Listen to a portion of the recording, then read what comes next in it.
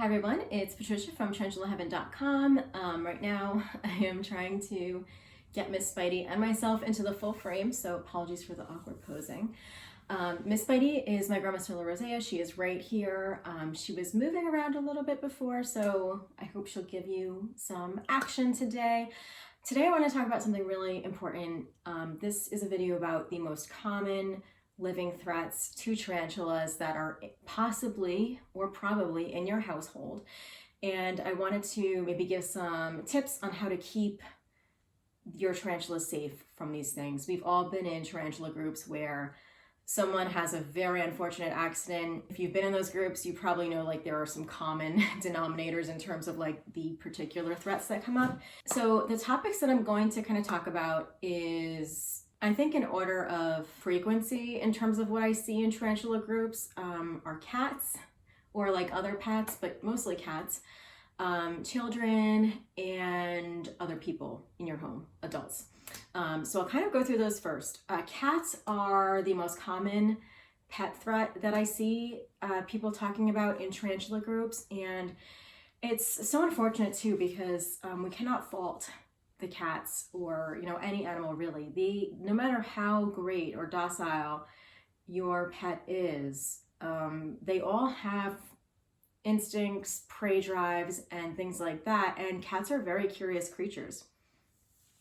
I often see situations where a cat has gotten into an enclosure or knocked over the enclosure, or the enclosure was knocked over and the cat saw the tarantula and maybe they just meant to play with it or chase it, but something happens and tarantula bites cat, cat bites tarantula. It's not a good situation. Yes, while there is certainly the threat that your tarantula's enclosure could fall, I'm talking about specific situations where the cause of death is not necessarily the fall, it's more so the cat.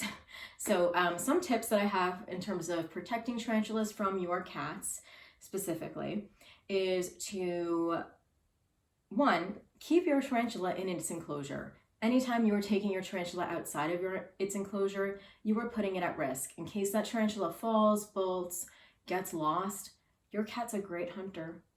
And I assure you that if your tarantula makes any movements, your cats are going to pick up on it. I mean, some of us have very lazy, loafy cats, but if that prey instinct gets activated or that curiosity gets activated, your cat's going to try to check out what's going on. So I think the safest thing is to always keep the tarantula in the enclosure. Do not hold the tarantula around your cat in case something happens. You also want to kind of put your tarantula's enclosure high up if possible. I know that's kind of hard sometimes because I have seen cats jump on top of refrigerators, even like high shelves. Cats can, especially if they're young, they can really get into a lot of stuff. So you really want to be careful about where you put your tarantula's enclosure. I honestly feel like one of the best things you can do is to have a strict room for the tarantula that tarantula's in that has a door, and the door basically stays closed so the cat never goes in there. But accidents do happen. We leave a door open or the cat gets in and we don't notice it. So try to put the enclosure in a place where the cat cannot get to it. And honestly, the best thing is if the cat cannot even see the enclosure. And the reason I'm saying that is because cats are so curious and their vision is attracted to movement. And so even if you don't have a tarantula that's really active, your cat might get curious when she sees the prey running around. Like if you have crickets or other types of fast moving prey, anything that attracts the cat's attention, and it probably would be movement, you definitely want to keep the tarantula out of the line of vision. When I had the jealous cat, it wasn't so much of an issue because when she was quite old, she could not jump anymore, and Spidey pretty much stays like in one position all day. But there were a few times over a few years, quite a few years ago, where Spidey would be kind of crawling around in her tank and I would see my cat look at her. And I was like, yeah, I'm never leaving you two alone, because I just don't want a situation. So Ava was never allowed near Spidey when I was not right there. And so you want to be really careful about, can your cat see the tarantula as well? The other thing you want to really make sure is that your enclosure has a locking mechanism. Cats can get into some really crazy things. Spiders can get out of some really crazy things. I have totally seen a lot of posts about tarantulas escaping their enclosures. So you want to make sure that the locking mechanism works really well. You also want to make sure the top is sturdy. You do not want to take a chance. I think we've all kind of seen those YouTube videos where the cat is on top of the fish tank and the top breaks and the cat is in the fish tank and it's a disaster. So you want to make sure that the top is sturdy, the locking mechanisms work, and that, you know, there's no way that this cat is going to be able to get in this enclosure and bother the tarantula. The other thing that I think is really helpful too is if your tarantula is in some sort of like bookcase or some sort of bureau or dresser, you want to make sure that that's a very sturdy piece of furniture in case you were to knock into it, in case like it wasn't bolted down and it toppled over for whatever reason. You want to make sure that if your tarantula's enclosure happened to kind of get shaken a little bit, that there's not going to be a way for that enclosure to kind of also topple over. So that also kind of minimizes the event that the cat will get the tarantula. So those are some things about cats. You guys might have some other ideas. Please let me know if I've left anything out. My next one is children. And if you have kids and you have tarantulas, I think it is really wonderful that you, one, maybe introduce them to the hobby, but also teach them that spiders are really good and you're trying to instill a healthy, fear-free relationship with these creatures. And I think that's wonderful. I think the most important thing with kids and tarantulas is to teach them respect of these animals and to, you know, be very realistic with them about the risks of handling these creatures. You know, probably one of the best things is like not to let the kid hold the tarantula because kids tend to be a little bit clumsy or, you know, not, you know, their attention spans are a little bit short and so they may not be as focused as you would be. And I do think that like any quick movements or clumsy movements around a tarantula, especially when you're holding them, is going to be a recipe for disaster. Also with kids, I would again recommend that you bolt down any furniture and make sure it's very sturdy. One, for your kids' safety. You know, we have heard, I'm sure you've heard stories about a child unfortunately being injured by a piece of furniture that, you know, toppled over. Maybe they were trying to climb it or something like that. And that's very dangerous, but also dangerous for your tarantula. So make sure that your furniture, your shelving units, all that are very, very safe for multiple reasons.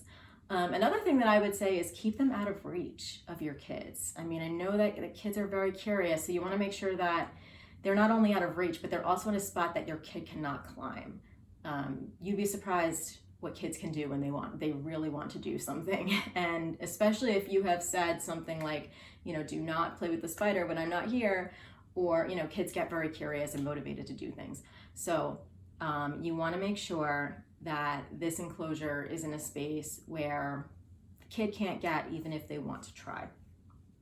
Also, same thing with cats, you want to make sure there's a really good enclosure, especially the top and the locking mechanism. Just like you don't want cats in there, you don't want kids in there either.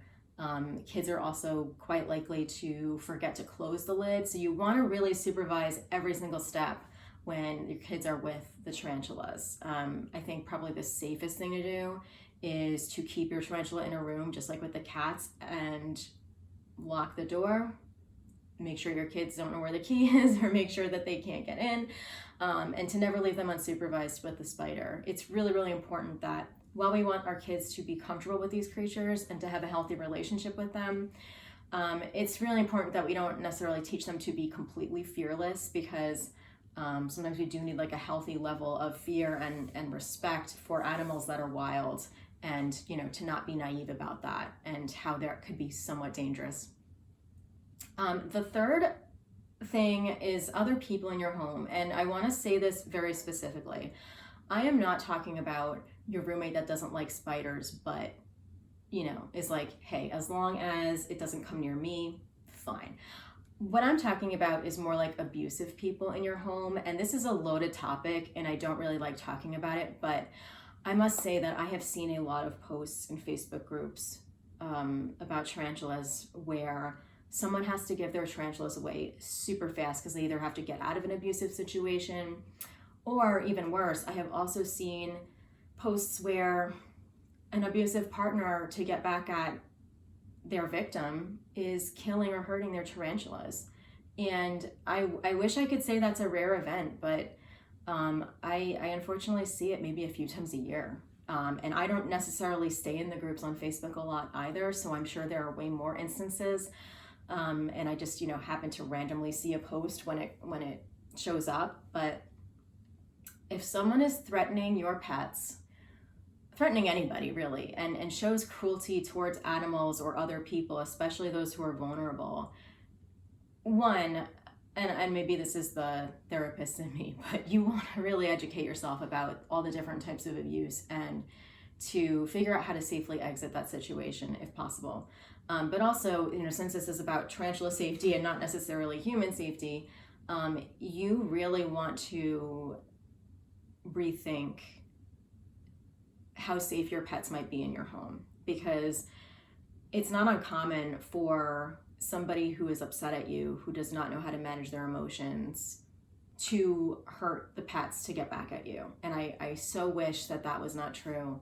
But, we see this with pets, we see it with kids. When somebody is abusive, you really can't trust them the way that you would trust somebody else. And so my advice would be that if you are in a relationship that you are worried about, that you have a backup plan, that you have a friend that you can ask, in case anything happens or in case I need to get out of here, can I bring my tarantulas over to you? In case this person starts to really concern me, can you be a temporary safe spot for my pets and perhaps me? That's just so important, guys. Do not take threats towards animals lightly.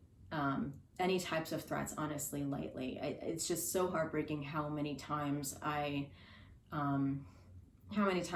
see posts like this. And so, what can you do in the event that there is nobody? I think keeping these animals in a room is probably, has a lock and you only have the key, is probably at least going to create some sort of barrier. This may not help you necessarily stop an issue, but in terms of getting perhaps some of your property or finances back after something happens, if God forbid something happens, being able to have video footage, having really strong enclosures, or maybe ones that have locks on it so your partner cannot, or whoever it is that you're living with, cannot do anything to the enclosure. Maybe even have them in an enclosed case. You just want to create as many barriers to protect these guys as possible that kind of slow down a really tense situation that is maybe escalating while either the police are on their way or you are trying to get out of there, or trying to get that person to leave. So it's a terrible situation, and I hope that none of you are ever in that. But if you have any vulnerable beings, children, pets, yourself, it's really, really important to make sure that there's a safety plan in place.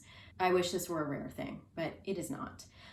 One thing I would also recommend as just like a safety precaution anyway, aside from that, is to have cameras in your house. So I don't have it set up right now, but like right here, there's a camera, and when I'm not sitting here, I have the camera pointed at Spidey, and it connects to an app on my phone. This was like a $30 camera on Amazon. I'll leave the link below if you want, but it's so cheap.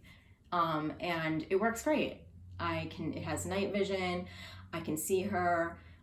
If you subscribe to their service, you can get it to record, so you can look back on previous footage. So if you're ever out of the house and you need to monitor or supervise what's going on, this is really helpful. Especially if you are worried about your, animals or your kids around your pets, or even like a bad influence in your household.